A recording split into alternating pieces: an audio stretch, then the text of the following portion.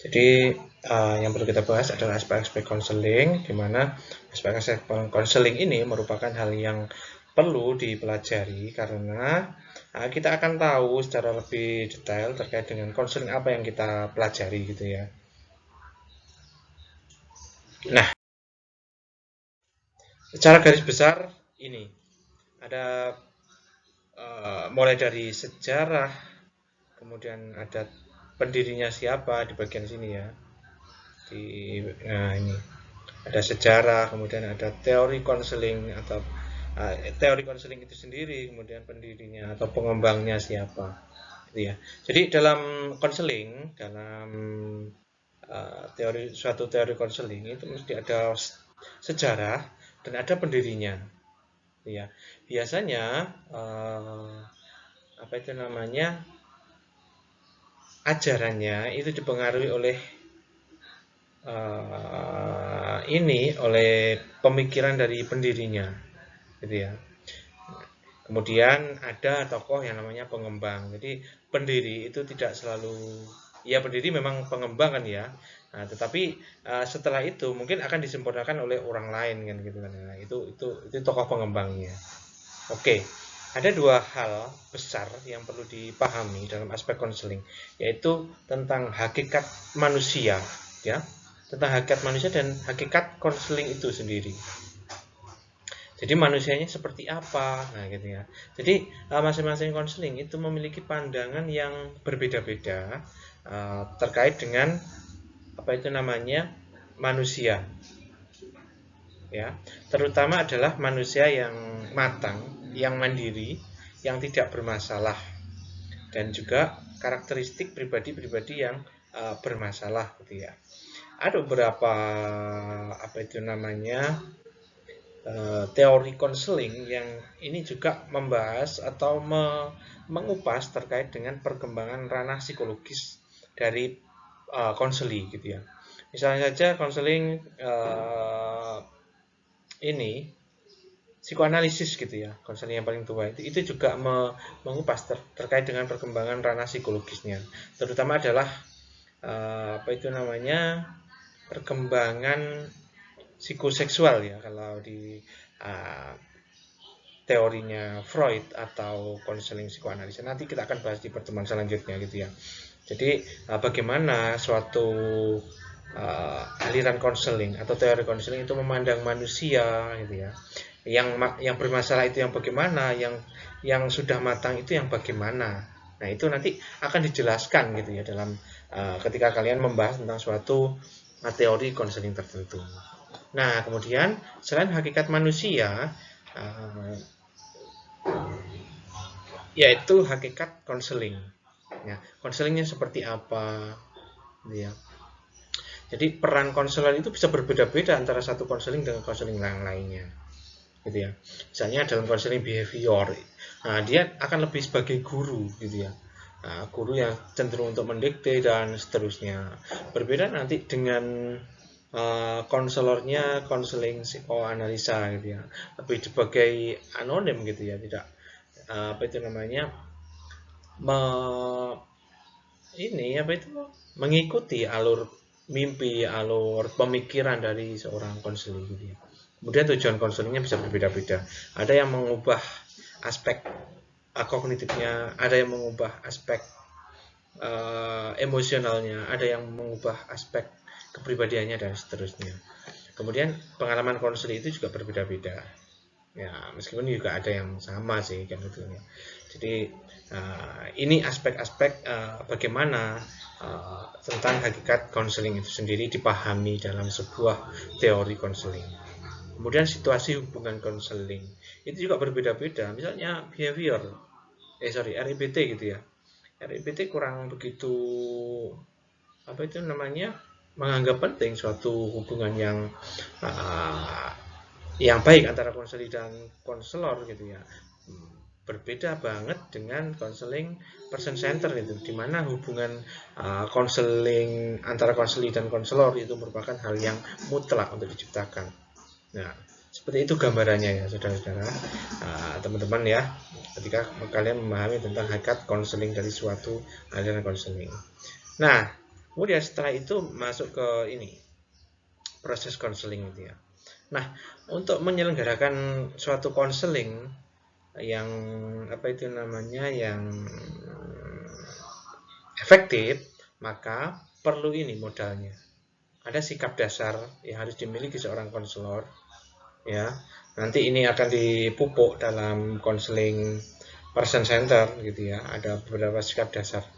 Kemudian ada tahap-tahap konseling yang perlu di apa udang tuh.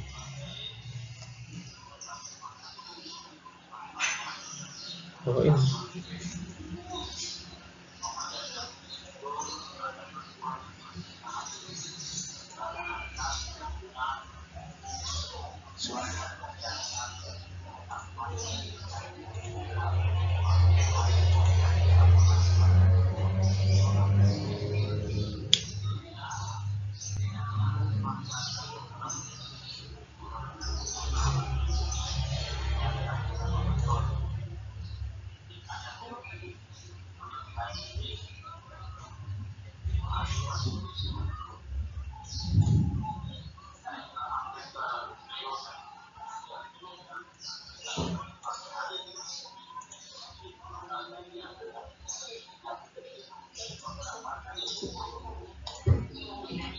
Sorry rek, metu dewi, mlebu dewi. Oke, saya lanjutkan. Nah, ini suara saya bisa masuk? Bisa didengar? Gambarnya dan seterusnya. Tes. Halo teman-teman. Oh ini. Suara saya sudah masuk? Oke, saya lanjutkan ya. Kalau putus-putus ngomong loh ya, soalnya sinyalnya iki kayak paketannya BPJS kayak. Makanya kadang-kadang orang rek keluar dewe. Oke, saya lanjutkan. Sampai mana tadi? Situasi sudah. Situasi ya. Oke. Nah, situasi hubungan konseling nanti akan memiliki karakter sendiri-sendiri ya. Jadi ini perlu dikupas ketika teman-teman membahas tentang suatu teori konseling nanti ketika membuat makalahnya gitu ya. Nah, kemudian lanjut ke proses konseling. Nah, proses konseling itu harus dilandasi dengan beberapa modal ya. Mulai dari sikap dasar yang harus dimiliki seorang konselor, di mana konselor harus genuine, harus menerima konseli apa adanya, dan juga harus memiliki empati yang tepat gitu ya. Kemudian dilanjutkan dengan KDK atau keterampilan dasar komunikasi gitu ya, keterampilan dasar komunikasi. Sales saja itu memiliki keterampilan dasar komunikasi ya, sehingga bagaimana dia bisa membujuk dari orang atau pelanggan yang semula menolak dia sampai dia mau pelanggannya sampai membeli itu kan perlu cara komunikasi yang baik juga gitu ya. Nah, jangan sampai konselor kalah dengan caranya sales gitu ya.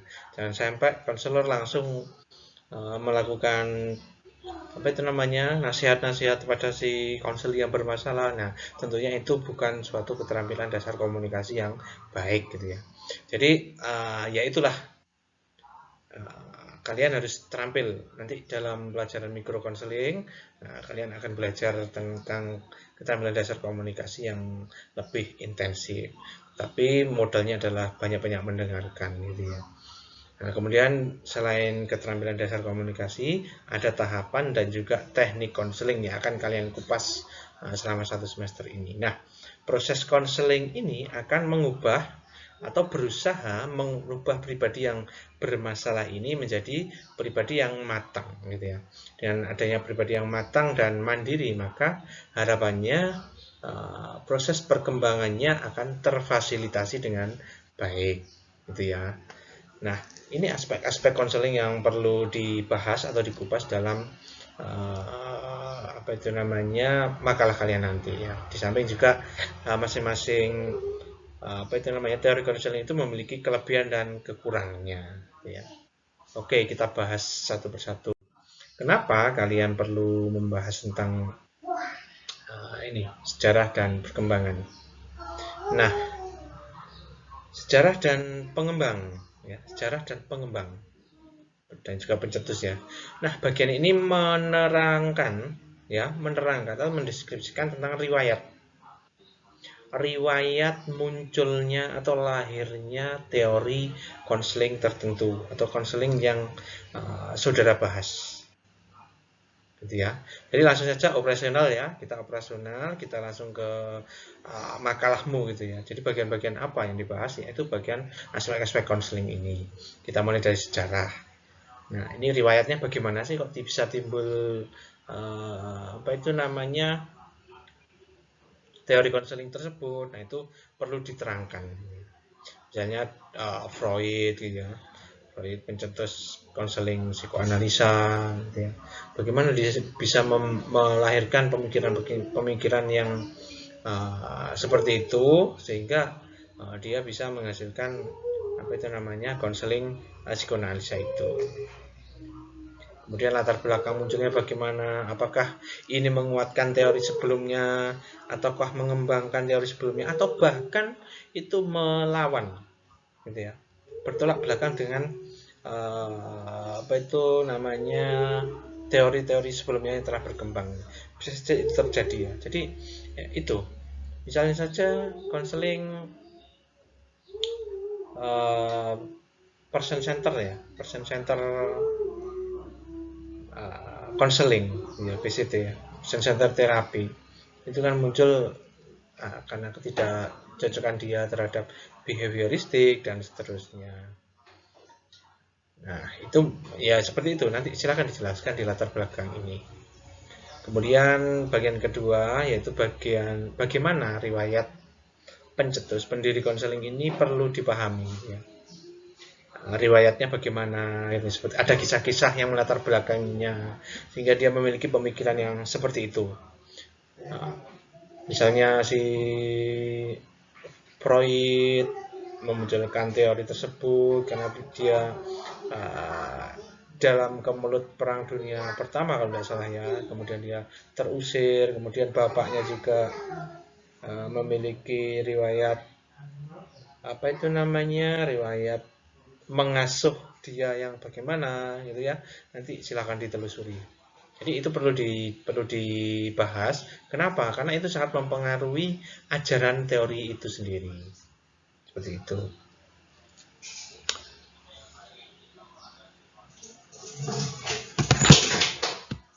Oke, selanjutnya adalah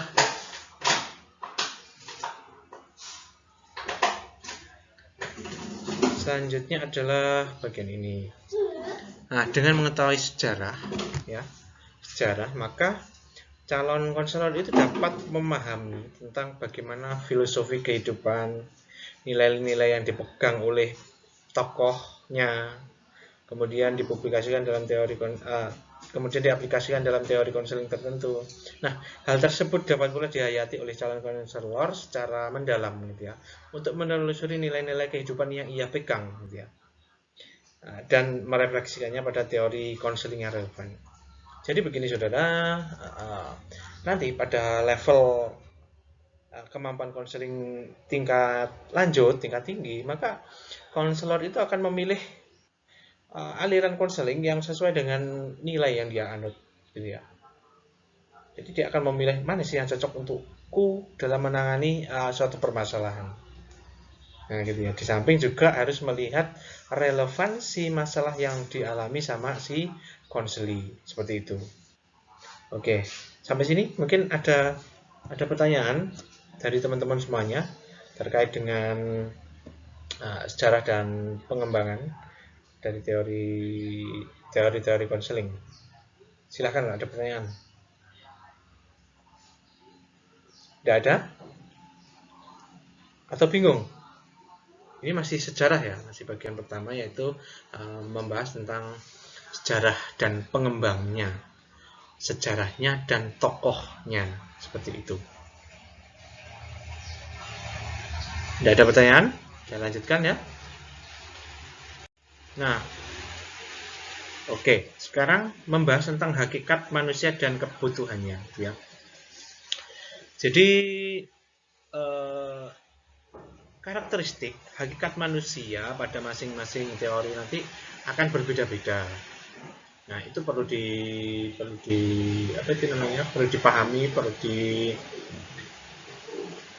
perlu dideskripsikan, perlu dikupas. Nah, seperti itu. Karena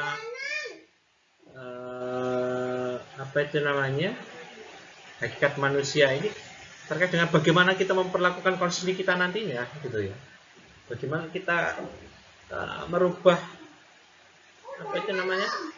konseling yang dari kondisi seperti ini ke kondisi yang seperti itu, ya, gitu. Nah, makanya perlu menghayati dan memahami benar-benar hakikat manusia pada masing-masing teori konseling, gitu ya. Nah, hakikat manusia menurut pandangan konseling tertentu perlu dipahami agar nanti ketika sudah mempraktikkan teori konseling tertentu, konselor tersebut dapat menghormati, memahami konseling sebagaimana hakikat manusia menurut pandangan konseling tersebut, gitu ya. Nah, biasanya ini memiliki karakteristik yang berbeda-beda tadi, gitu ya. Sehingga dalam konseling itu kita harus lebih terbuka, lebih dapat menghormati kondisi bagaimanapun kondisi konseling kita. Nah, di samping itu kita juga perlu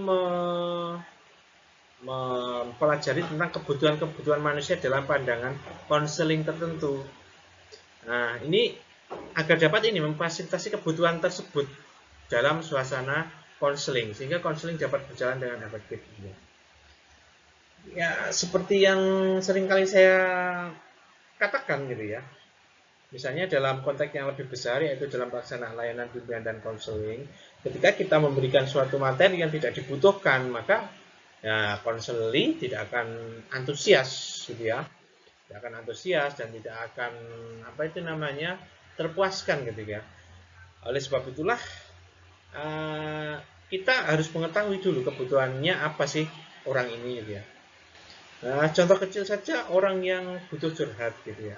Kebutuhannya kan hanya minta didengarkan, gitu ya. Minta didengarkan. Nah, tidak butuh yang macam-macam lah, gitu ya. Nah, dengan didengarkan maka dia akan merasa kebutuhannya terpenuhi. Nah, seperti itu ya. Gambarannya seperti itu. Jadi perlu dipahami kebutuhan manusia menurut pandangan konseling tertentu itu apa, gitu ya. Ketika kita bisa memberikan atau bisa memenuhi kebutuhannya, maka itu akan memberikan puasan terhadap konseling yang kita layani dalam sesi konseling. Nah, selanjutnya adalah perkembangan manusia.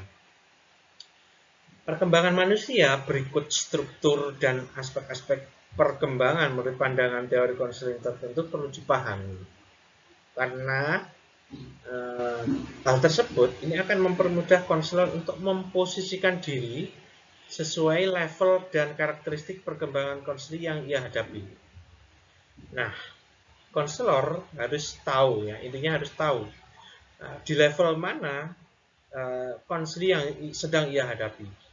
Berbeda loh ya, ketika kita menghadapi konseling yang anak SD dengan menghadapi konseling yang anak siswa SMK misalnya. Nah, kita pendekatannya sudah berbeda. Kita harus tahu level perkembangannya. Nah, dan kita juga harus empati, understanding-nya harus main. Jadi apa itu istilahnya? Ketepatan berempatinya. Gitu ya. Jadi bagaimana kita memandang seorang konseling pada level perkembangannya itu perlu, ya, agar ya kita bisa menyesuaikan bahasa kita, kita bisa menyesuaikan perlakuan kita ke anak tersebut sehingga merasa tadi kebutuhannya terpenuhi sesuai dengan perkembangannya itu. Nah, selanjutnya adalah meskipun tidak semua teori membahas perkembangan, akan tetapi konselor hendaknya tahu kebutuhan perkembangan konseling secara umum, gitu ya. Jadi begini, nanti tidak semua konseling itu dilandaskan pada tugas-tugas perkembangan, gitu ya. Tugas-tugas perkembangan. Jadi mungkin tidak semuanya itu membahas ini, gitu ya. Contohnya yang membahas ya konseling psikoanalisa gitu, itu membahas, itu perlu dibahas. Jadi ini juga berkaitan dengan level permasalahannya, di mana titik permasalahan dia, gitu ya. Di tahap perkembangan yang mana. Nah itu kalau di psikoanalisa nanti ada seperti itu. Nah, konseling yang lainnya mungkin ada yang membahas dan ada yang tidak. Gitu ya. Kemudian di samping perkembangan konseli yang dihadapi, perkembangan masalah, gitu ya. Perkembangan masalah dan riwayat upaya penyelesaian hendaknya menjadi isu penting yang dipahami, gitu ya. Jadi perlu juga ditanyakan, ketika seorang konseli memiliki suatu permasalahan, sampai di mana upaya dia menangani itu, gitu ya. Sampai di mana, apa saja yang telah dia lakukan, hasilnya bagaimana, gitu ya. Nah, itu perlu menjadi suatu pertimbangan ketika kita akan memberikan suatu konseling. Nah, dengan begitu konselor dapat mengetahui, memahami perkembangan permasalahan yang dibantunya. Apakah sudah diderita lama atau baru akhir-akhir ini, gitu ya. Apakah sudah lama dipendam atau memang baru dia alami seperti itu, gitu ya. Oke, teman-teman, sampai sini ada pertanyaan terkait dengan perkembangan manusia. Jadi tadi ada apa saja, bagian aspek apa saja yang perlu dibahas dalam makalahmu nanti? Ada apa saja tadi? Sementara, jadi ada sejarah, kemudian ada tokohnya, kemudian tadi ada kebutuhan manusia, gitu ya, kebutuhan manusia, dan ini adalah perkembangan manusia, gitu ya.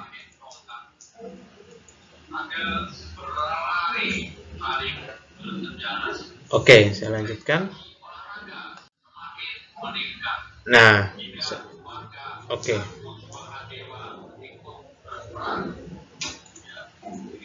Jadi selanjutnya adalah karakteristik pribadi matang dan bermasalah. Jadi yang paling mendasar dari proses konseling itu adalah menjadikan seorang yang bermasalah menjadi tidak lagi bermasalah. Nah, seperti itu kan.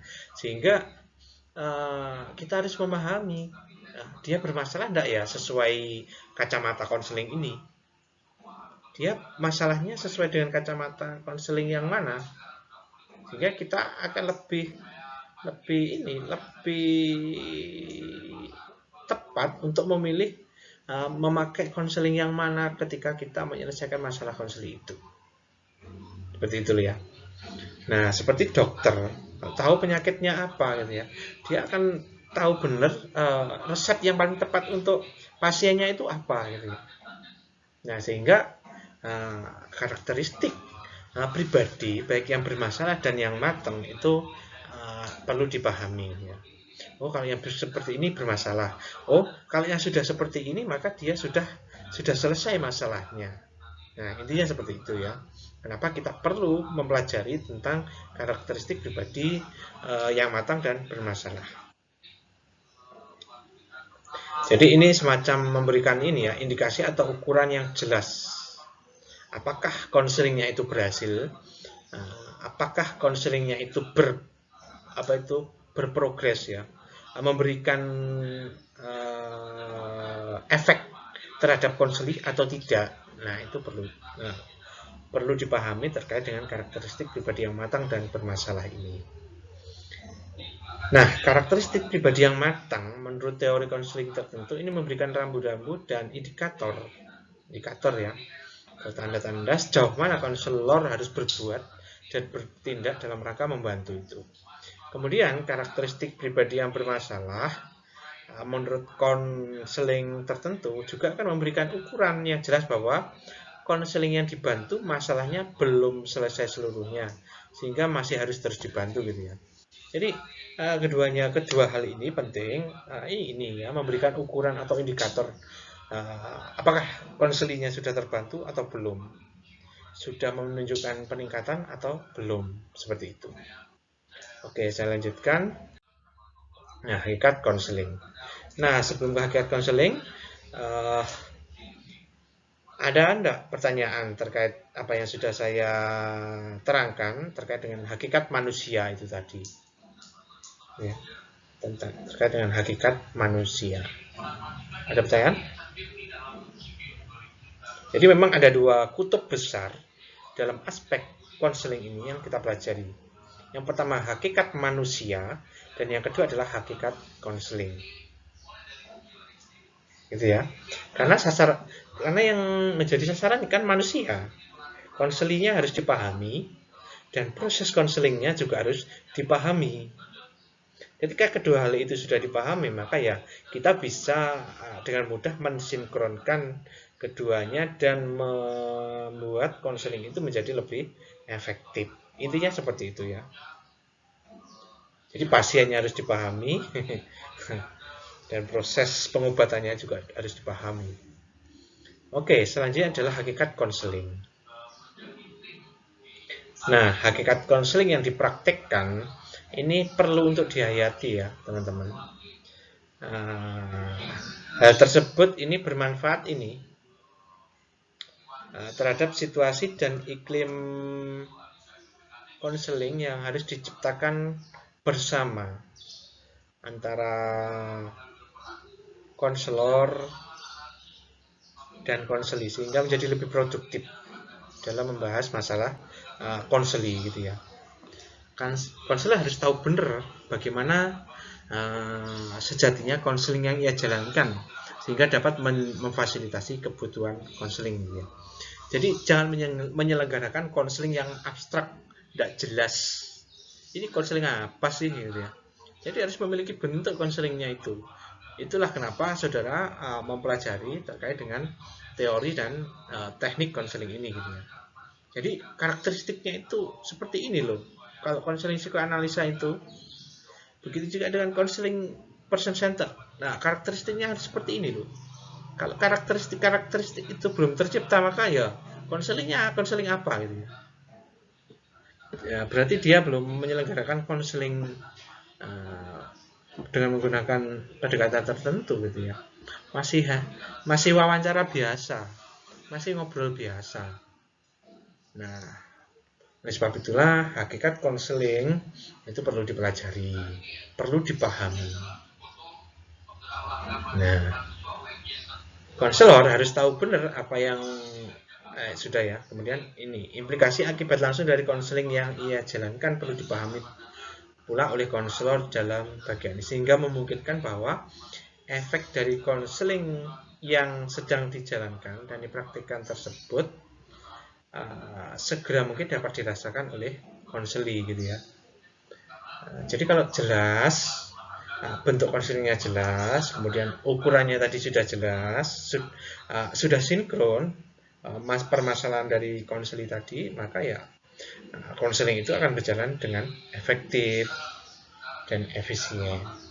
Kalau tidak ya bentuk konselingnya tidak ada, kemudian apa yang dibutuhkan sama si konseli tidak teridentifikasi, ya alhasil konselingnya menjadi gagal gitu ya.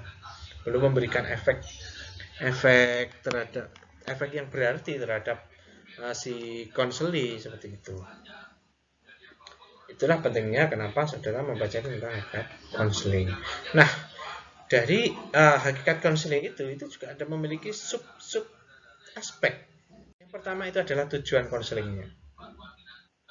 Nah, seperti orang pergi, kalau enggak tahu tujuannya, ya bagaimana? Itu ya. Enggak tahu tujuannya, ya berarti minggat. Tahu minggat ya? Berarti minggat ya.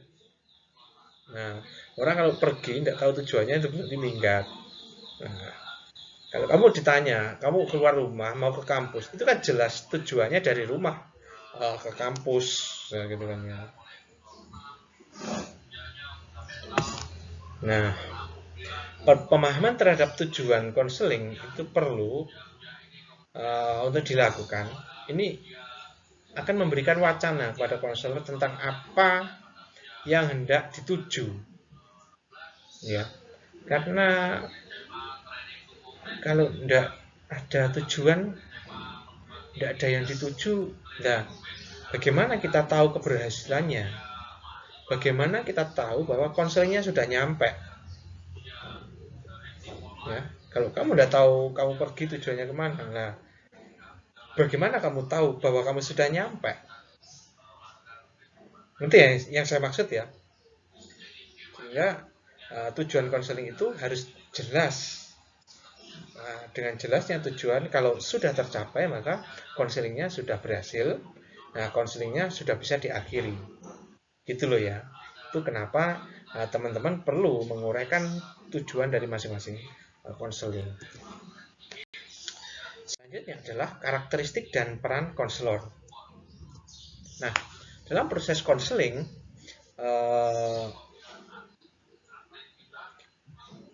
konselor itu harus mampu memerankan sebagai apa gitu ya.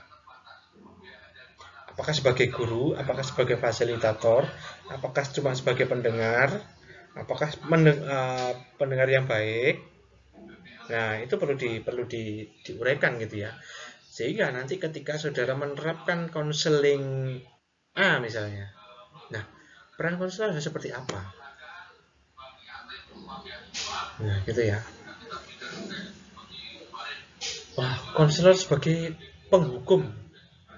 Nah, konselor sebagai penghukum. Ada nggak ya model konseling yang memperbolehkan konselor untuk menghukum? Boleh nggak konselor menghukum? Pertanyaannya gitu. Boleh nggak konselor menghukum?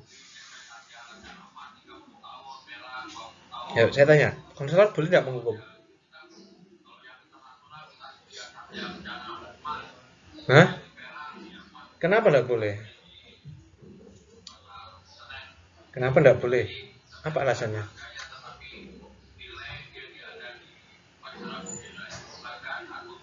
Nah, pertanyaannya adalah, ya jawabannya kembali ke ini, ke karakteristik ke konseling mana dulu yang ia jalankan. Ya. Kalau Pak Guru bicara bahwa konselor harus menghukum, itu sah-sah saja. Kalau ya, ingat, kalau menerapkan teori atau aliran konseling behavioristik, ya, behavioristik itu maka konselor harus menghukum. Kalau ingin mengurangi atau menghilangkan suatu perilaku tertentu, gitu ya. Nah, yang perlu dipahami kalau kalian sudah masuk ke dalam dunia bimbingan dan konseling, hukuman itu tidak selalu kejam. Hukuman itu bukan dilihat dari bentuknya, tetapi dilihat dari efeknya. Gitu ya. Nanti kalian ketika membahas tentang konseling behavioristik akan menemukan konsep yang namanya reinforcement dan punishment. Di mana reinforcement itu adalah penguatan dan punishment itu adalah hukuman. Penguatan itu untuk menguatkan perilaku tertentu, tetapi punishment untuk mengurangi atau menghilangkan perilaku tertentu. Nah, nanti akan dikupas sama yang bahas tentang teori konseling behavioristik. Sorry, di sini hujan. Apakah suara saya masih jelas apa enggak? Masih terdengar ya?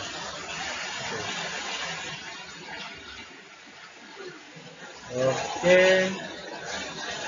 Nah, karakteristik harus dipahami dengan teori konseling yang ia praktikkan.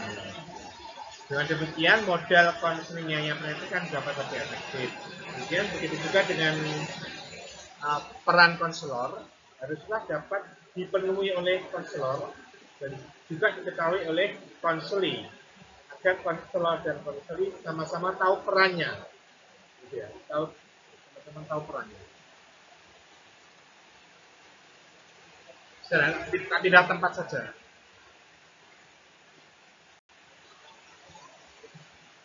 Ini berisik.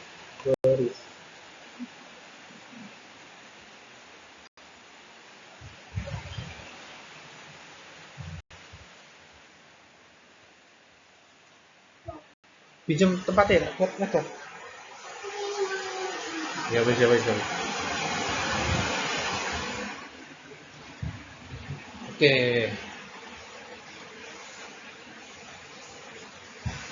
Jadi gitu ya. Jadi harus dipahami karakteristik konselor pada masing-masing teori konseling sehingga kita bisa membawa diri kita harus bagaimana.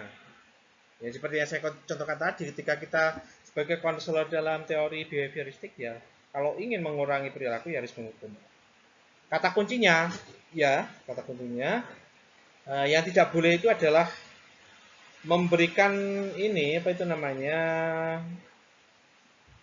uh,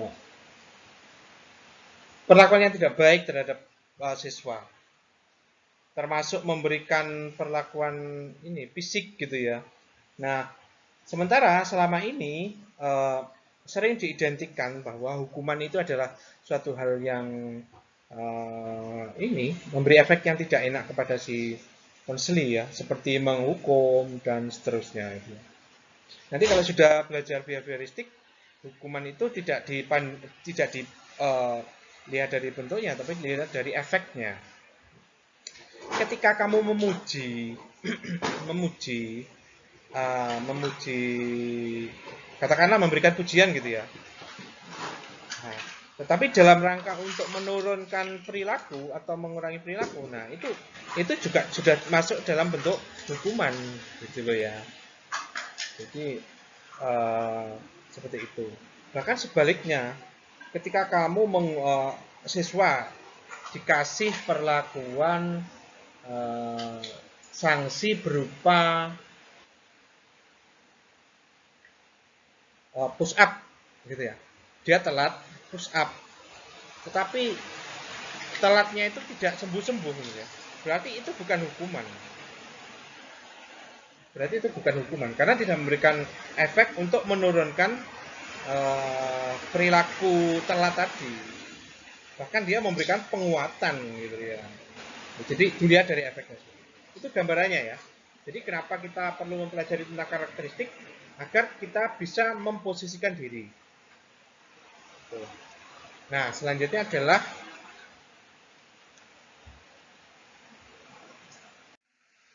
pengalaman konseli dalam konseling. Nah, perlu diketahui bahwa dari masing-masing proses konseling itu, konseli akan memiliki atau mendapatkan pengalaman yang berbeda-beda. Pengalaman yang berbeda-beda. Nah, apakah uh, apa itu namanya pengalaman memecahkan masalah, apakah pengalaman-pengalaman menemukan berbagai solusi, apakah pengalaman untuk mencontoh sesuatu dan seterusnya. Nah, seperti itu. Jadi ada proses di sini ya.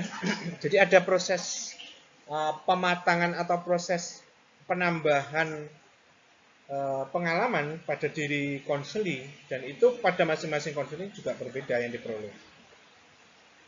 Ya. Jadi tidak ketika konseli belum mendapatkan apa-apa dari proses konseling itu maka ya konselingnya belum berhasil. Dia akan belajar sesuatu lah dari proses konseling itu.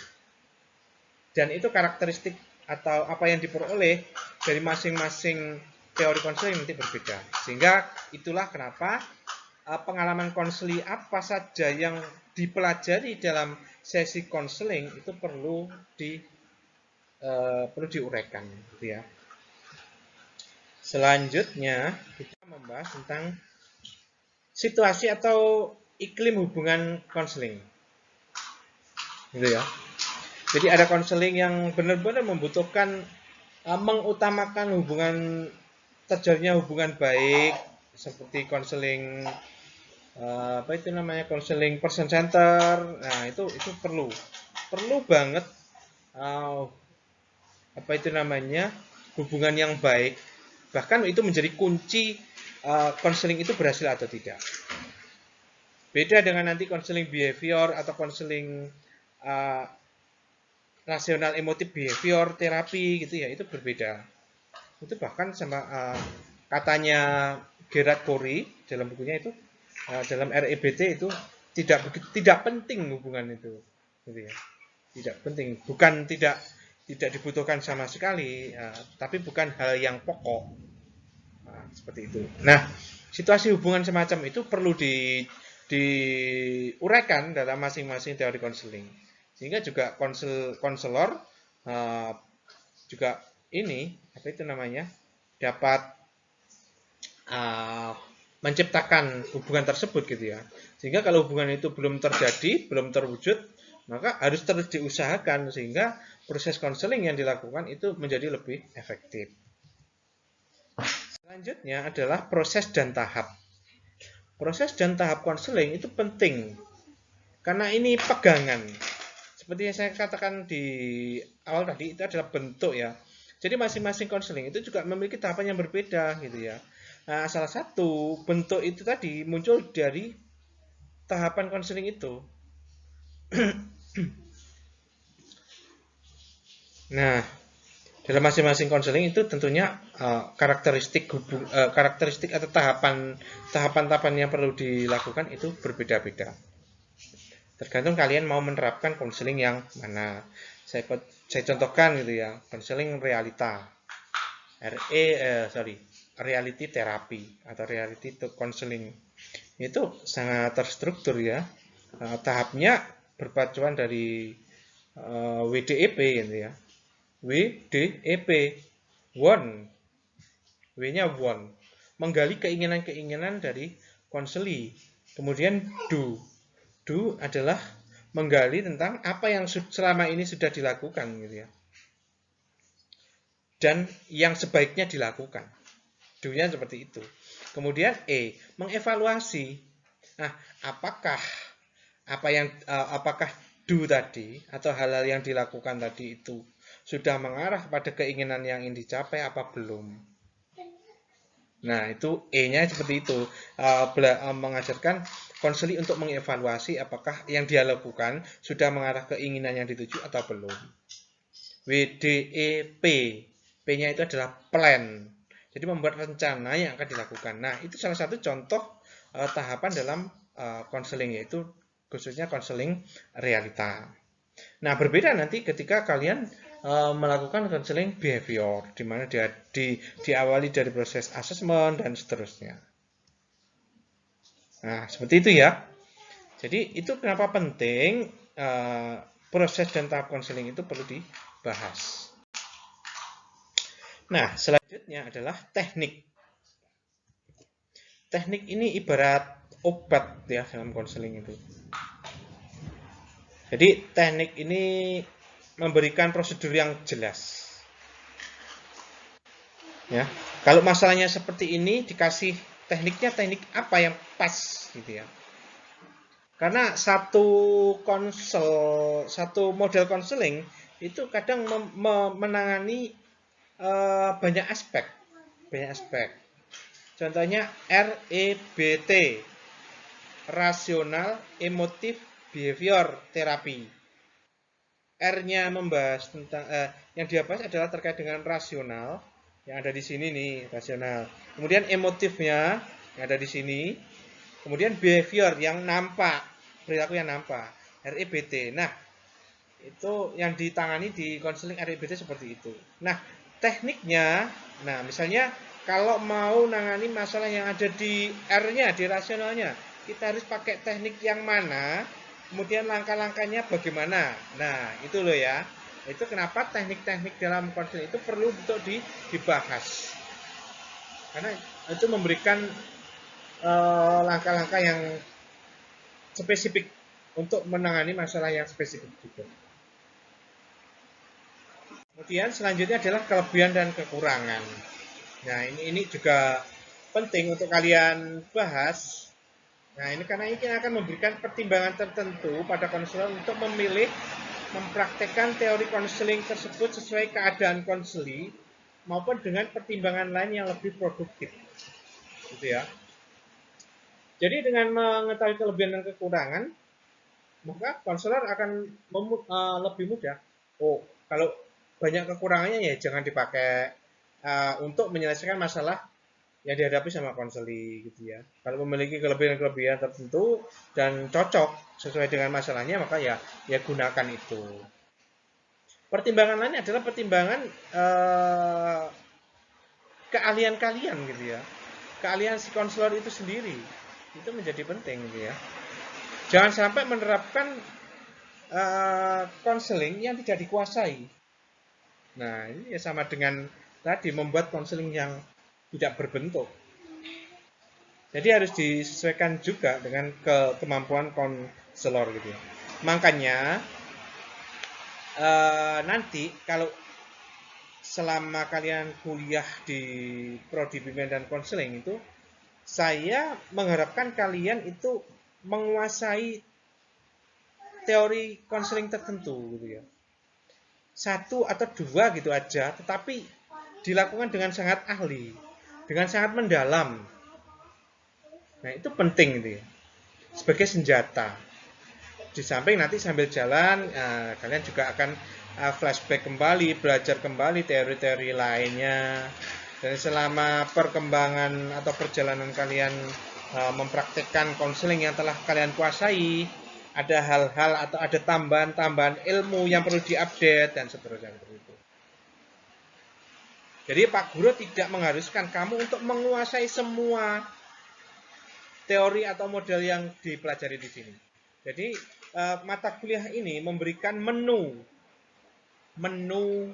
atau suguhan yang akan kalian pilih, yang akan kalian dalami, gitu loh ya, dalam di hari-hari selanjutnya. Gitu ya. Lebih baik menguasai satu atau dua teori konseling, tetapi itu sangat mendalam daripada semua dipelajari tetapi hanya kemampuannya di permukaan saja, bahkan kabur tidak jelas gitu ya. Itu ya. Ya, harapan Pak Guru seperti ini. Jadi pertimbangkan kelebihan dan kekurangannya sehingga kamu tahu mana yang cocok untuk menyelesaikan masalah ini dan mana yang cocok juga sesuai dengan kemampuan dan keadaan pribadimu, nilai-nilai yang kamu anut. Nah, seperti itu.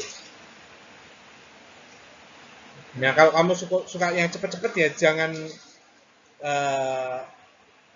jangan terlalu dalam mempelajari tentang psikoanalisa. Kalau psikoanalisa itu membutuhkan waktu yang lama dan sangat mendalam. Nah, nanti saja mana dipelajari yang cepat, misalnya realita terapi, realita konseling, atau solution focus brief terapi, atau konseling ringkas berfokus solusi, SF, solution focus brief counseling. Nah, itu yang lebih cepat. Nah, silakan nanti sesuaikan dengan kemampuan kalian, sesuaikan dengan pemahaman kalian. Tetapi Pak Guru menghendaki kalian menguasai satu atau dua teori konseling itu secara mendalam. Seperti itu ya. Nah, daripada mempelajari semua tapi tidak ada yang dikuasai. Nah, itu lebih berbahaya. Jadi nanti sambil berjalan, sambil apa itu namanya, jam terbangnya terasah, nah itu maka kemampuan kalian juga akan terus meningkat. Oke, teman-teman, sampai sini ada pertanyaan yang perlu kalian pertanyakan? Jadi ini pengenalan saja terkait dengan proses konseling yang akan kalian bahas gitu ya. Jadi ada 9 ya. Tetapi nanti untuk kelompok, ada 8 deh, ada 8. Ya nanti untuk kelompok yang REBT dan CBT, silakan dibahas salah satu aja, tidak apa-apa. Saya kasih keringanan. Jadi mulai dari konseling psikoanalisa, kemudian konseling berpusat pribadi, konseling gestalt, konseling behavior, konseling REBT, dan atau konseling kognitif behavior. Jadi REBT dan CBT ini memiliki karakteristik yang hampir sama, tetapi tokohnya berbeda, landasan filosofisnya juga berbeda, tokohnya berbeda, sejarahnya juga berbeda, tapi ujungnya itu ketemunya ya hampir bersamaan dan hampir memiliki kesamaan juga.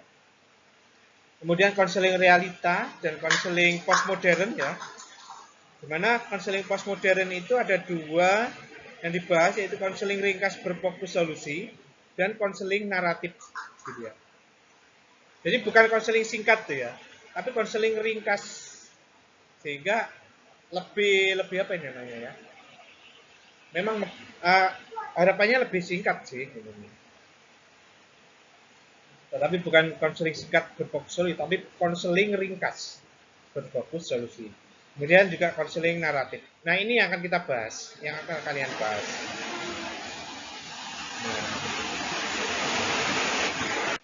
Konseling psikoanalisa, tokohnya Sigmund Freud. Kemudian itu namanya figur kuncinya Sigmund Freud ya. Ini merupakan sistem yang pertama ditemukan. Ini Sigmund Freud ini disebut juga sebagai bapak psikologi, nanti yang seperti itu.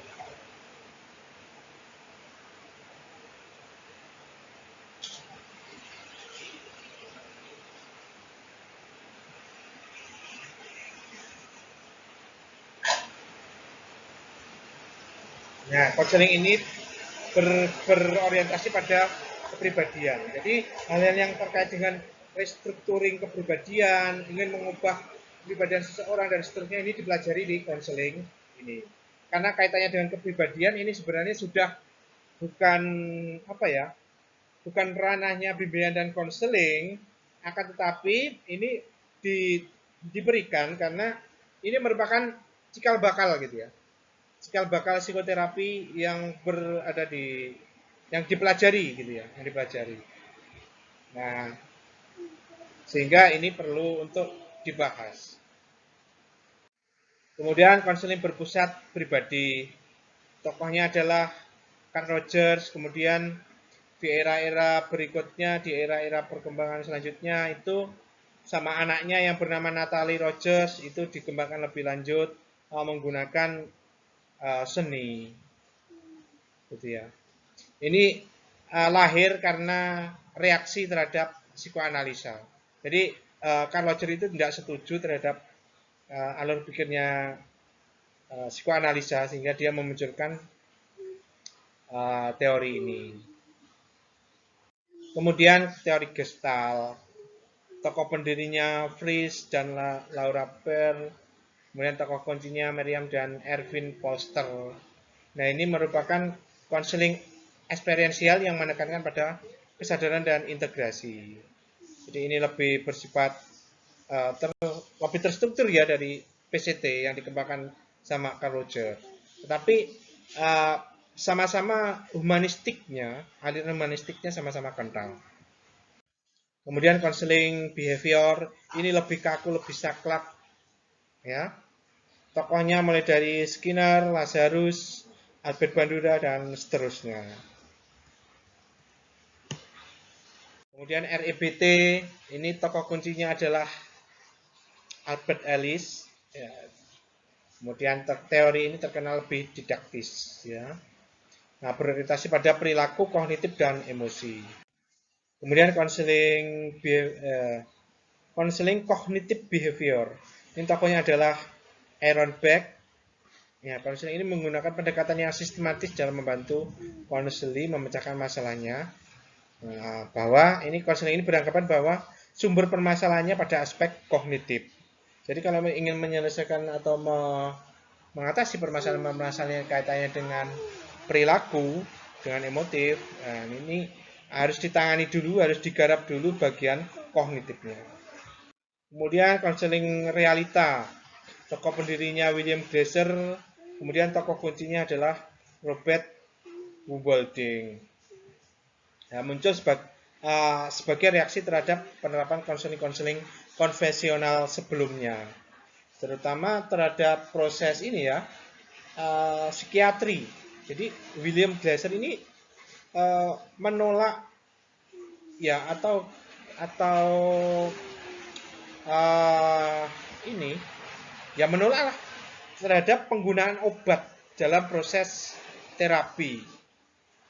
Sedangkan penggunaan obat bahan-bahan kimia itu itu biasa diterapkan sama psikiater atau psikiatri gitu ya. Nah, ya itulah konseling realita. Kemudian konseling ringkas berfokus solusi. Ini didirikan oleh pasangan suami istri Steve de Deser dan Inso Kimberg. Ya, jadi ini konseling yang lebih konstruktivistik, membangun pengalamannya. Dia konseling yang tidak begitu ngurusi masalah, jadi titik tekannya pada penemuan solusi-solusi. Kemudian yang terakhir adalah konseling naratif. Ini konseling yang paling dekat dengan Indonesia karena ditemukan di Australia. Ya. Tokoh pendirinya yaitu Michael White dan David Epstein. Nah, nanti dipelajari lebih lanjut ya.